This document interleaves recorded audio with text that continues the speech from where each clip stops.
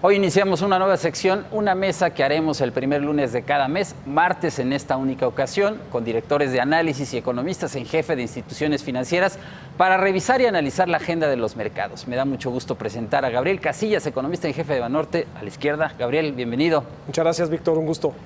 También está Alonso Cervera, economista en jefe para América Latina de Credit Suisse, aquí a mi izquierda. Alonso, bienvenido. Buenas tardes, Víctor. Y también me acompaña Carlos Ponce, es director general adjunto de estrategia de B por Más, al centro de la mesa. Carlos, Víctor, muchas gracias. Gracias a todos.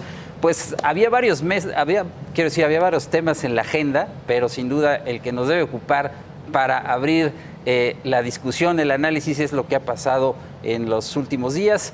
¿Qué significa la caída de las bolsas en Estados Unidos? ¿Estamos ante una corrección? ¿Es el estallido de una burbuja? ¿O incluso se habla ya de una debacle financiera global? ¿Cómo interpretamos lo que pasó a partir del viernes? Porque además también hay que tener en cuenta que hace unos días los índices en Estados Unidos llegaron a máximos históricos. El presidente Donald Trump volvió a decir que la bolsa había incrementado su valor de capitalización. En fin, el escenario cambió muy rápido. Gabriel. Muchas gracias, Víctor. Bueno, la verdad es que para nosotros lo más importante que pasó es que está reflejando el nerviosismo de los mercados. Están muy nerviosos de que algo pueda descarrilar el ciclo económico, algo pueda demostrar que lo que estamos viendo en las bolsas puede ser una burbuja. Ese nerviosismo tiene mucho que ver que las valuaciones en la bolsa de las empresas estén muy altas con respecto al histórico. Tiene que ver con que los bancos centrales de los países desarrollados ya están en modo restrictivo, de manera muy gradual, o se puede decir menos laxo, pero vamos, van en ese camino a un alza de tasas. Y tiene mucho que ver también con el ciclo económico. El ciclo económico de expansión ya ha durado 8 años, cuando el histórico de los 60 para acá ha durado entre 4 y 5 años. Entonces, pues estas cosas ponen muy de relieve lo que está pasando en el mercado. Cualquier cambio, por ejemplo, ayer que Jay Powell tomó las riendas de la Reserva Federal, cualquier cambio que se vea, el mercado está muy nervioso. Otro asunto, los chinos, ¿no? El otro día hubo un rumor de que en China, el Banco Central de China podía cambiar sus políticas de inversión de sus reservas. Sabemos que son las más grandes del mundo y que mucho lo invierten en treasuries. Entonces, claramente, en el mercado de renta fija también se está fraguando todo esta ebullición que pone muy nervioso a los mercados. Carlos. Sí, yo muy de acuerdo con el comentario de Gabriel. Yo incorporaría un par de elementos que son quizá de carácter también estructural. Hacer referencia a esta forma en que hoy muchos mercados actúan a través de robots, en donde hay ciertos elementos o parámetros que en automático generan ventas muy fuertes, y esto profundizan de repente correcciones del mercado. Por otro lado, en la parte estrictamente fundamental, creo que vale la pena no perder la brújula. Si bien, como dice Gabriel, mercados nerviosos, pero no perdamos el contexto económico fundamental de Estados Unidos. Estamos en medio de la temporada de reportes corporativos al último trimestre del año pasado en Estados Unidos.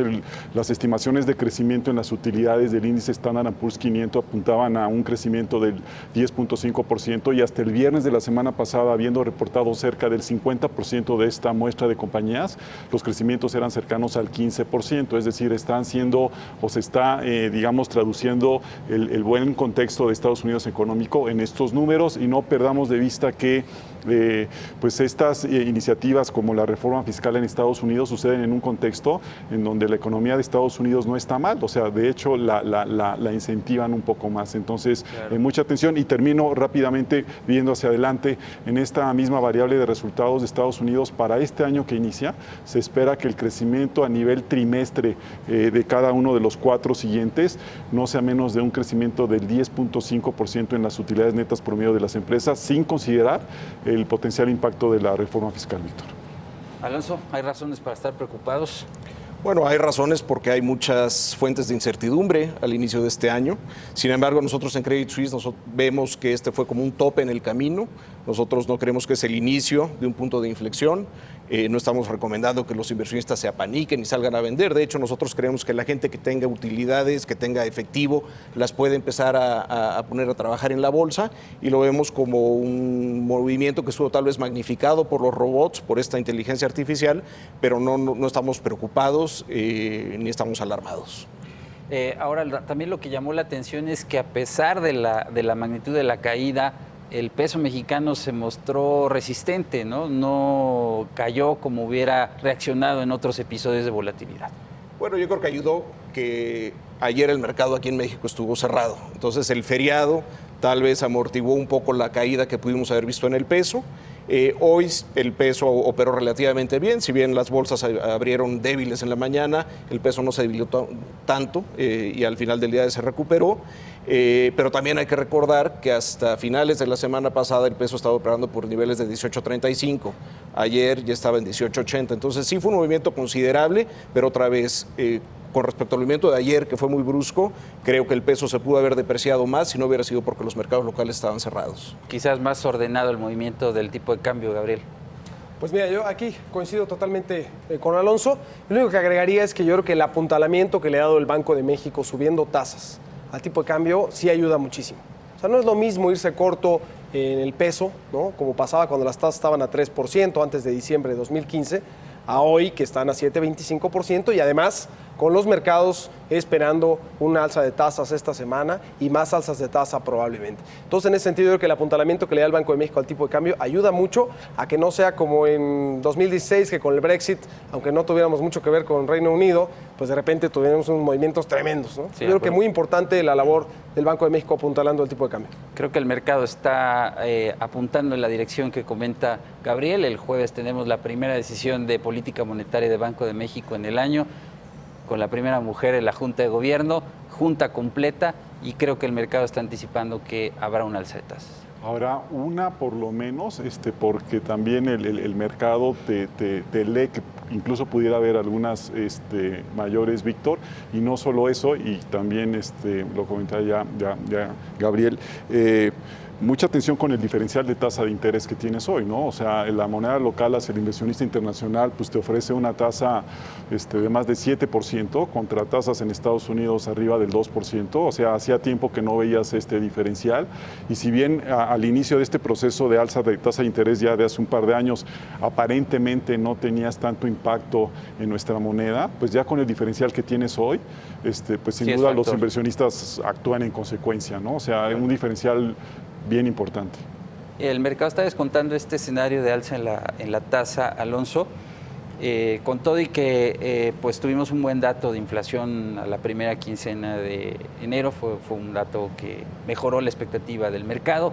Tenemos el mismo jueves el dato de inflación de todo el mes de enero, y habíamos tenido otros datos, ¿no? El dato de crecimiento del Producto Interno Bruto, los reportes de finanzas públicas, en donde también fueron sorpresivamente buenos.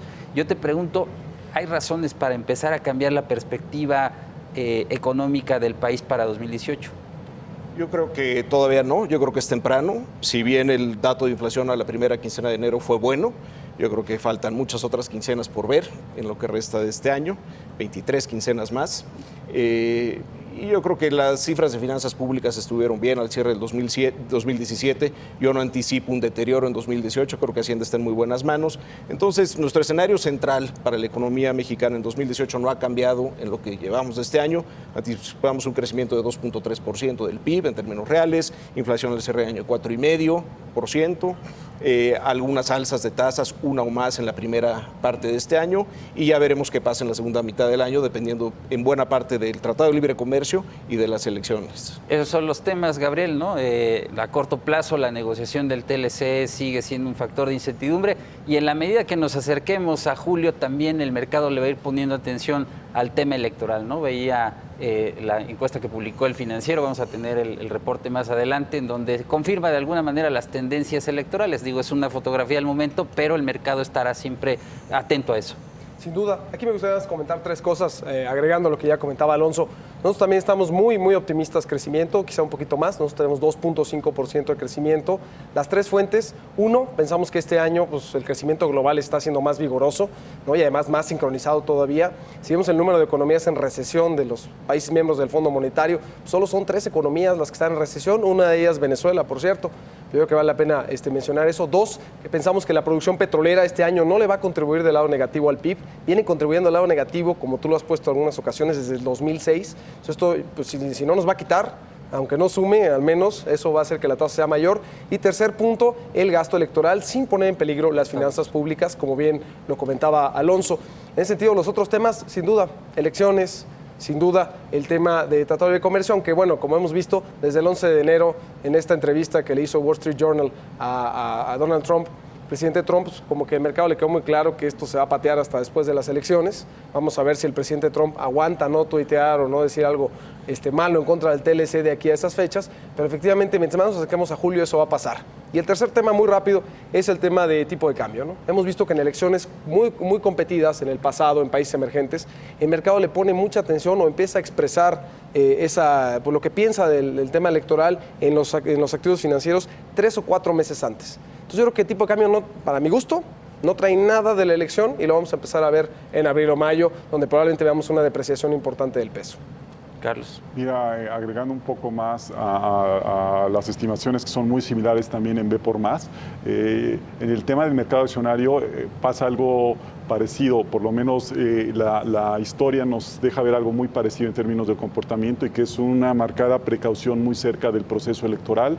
En los años anteriores, en las elecciones del 2006, en donde AMLO también participaba como candidato, el mercado llegó a registrar alzas cercanas al 25, casi al 30%, que prácticamente desaparecieron para volverse negativas en un menos 6.5 previo al proceso, y después de ahí el mercado terminó con una ganancia este año cercana al 50%. Y en el 2012, a pesar de que había desde el inicio de las encuestas alguna ventaja clara para el presidente Peña, cerca de las elecciones también vimos desaparecer ese avance que en ese momento era cercano al 15%, y después del resultado el mercado terminó con algo cercano al 20%, ¿no? Entonces, sin duda, es una variable que incide en el comportamiento de varios mercados, y también coincidimos con esta sincronía que empieza a haber a nivel mundial en términos de una recuperación económica. Es algo que no se veía hace muchos años y creo que vale la pena pues nada más reconocerlo. Es probable que este y el próximo año sean años que desde el punto de vista de crecimiento económico hacía tiempo que no veíamos, ¿no? Entonces esa parte pues claro, bien, digamos. Para ir cerrando la mesa, Alonso, pues siempre un año electoral tiene muchas incertidumbres. Este año, decías tú hace un momento, hay buen manejo de la política económica tanto del Banco de México como de la Secretaría de Hacienda. Está descartado un escenario, digo, seguramente tendremos volatilidad, ya se está anticipando, pero no un escenario que complique las cosas, dependerá también del resultado electoral, en fin, no sé, ¿tú cómo lo ves? Yo creo que podremos ver volatilidad en los mercados financieros en los próximos meses, sobre todo antes de la elección, en la medida en que las encuestas se aprieten. Sin embargo, creo que los dos grandes riesgos para la economía mexicana este año, las elecciones y el Tratado de Libre Comercio, no van a impactar a la economía, aun cuando el desenlace sea negativo. Yo creo que el impacto más material sería para el 2019. La toma de posesión del nuevo presidente en México será el 1 de diciembre. ¿Qué hace? Bueno, va a impactar de 2019 en adelante. Si el tratado se puede renegociar o no, pues lo sabremos tal vez en la segunda mitad del año. Entonces yo creo que el impacto de estos dos riesgos sobre la economía en el 2018 va a ser muy moderado, y yo creo que será más importante en el 2019. Los mercados sí van a ser vulnerables y veremos esa volatilidad. Claro. Sobre todo sabiendo quién ganó la elección y ya conociendo su programa económico, tendrá que presentar su primer presupuesto, Gabriel. Sí, de acuerdo. Aquí, bueno, coincido mucho con lo que contaba Carlos, ¿no? De que se ve muy vigoroso el crecimiento global y que pues, eso nos va a ayudar mucho este año, y coincido con Alonso de que pues, si algo llegara a ocurrir con los resultados del TLC o de las elecciones, pues va a impactar de 2019 en adelante. Ahora, un punto bien importante en este sentido es, yo creo que no importa quién gane, eso es un call de nosotros, no importa quién gane, es muy probable que los mercados en México hagan un rally, la verdad, a menos que haya un conflicto postelectoral o muy grave. Ahora, ¿qué tan sostenible o qué tan de largo plazo puede ser ese rally, o qué tanto puede irse todavía más profundo?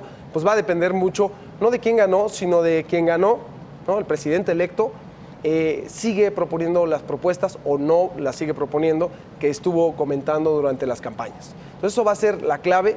Entonces, conforme otra vez nos acercamos al 1 de diciembre que tome posesión, pues ya veremos si las propuestas siguen siendo las mismas que como presidente electo, como candidato, y son antimercado, pues obviamente los mercados van a penalizarlo, ¿no? Si es del otro lado, pues al contrario, que el rally puede seguir. ¿Habrá condiciones para un rally, Carlos? Sí, yo, bueno, creo que también definitivamente depende mucho del resultado, pero creo que sería también conveniente señalar, creo que habrá dos impactos. El primero de carácter muy psicológico, normalmente sucede así y dará paso después a elementos más de carácter fundamental. Pero creo que la psicología va a ser una variable bien importante también una vez que se vayan pues, conociendo algunos temas. Y un tema adicional, Víctor, que me parece importante, hablando y regresando a temas, por ejemplo, de la inflación, el tema relacionado con la fuerte recuperación que está teniendo o que ha tenido en los últimos meses el precio del petróleo, creo que es una variable que puede incidir en la variable de inflación, no solamente en México, sino a nivel global. Y esto lo comento porque parte de las preocupaciones de la subida de tasas tienen su origen en presiones inflacionarias. Entonces, no dejar de atender el impacto particular de esta variable, ¿no? Bien, pues yo les agradezco que hayan estado en esta mesa y que hayamos estrenado esta sección, y la invitación está abierta para próximas ocasiones. Alonso Cervera, Gracias. Carlos Ponce, Gabriel Casillas. Muchas gracias, Víctor. Gracias. Un gusto. Gracias.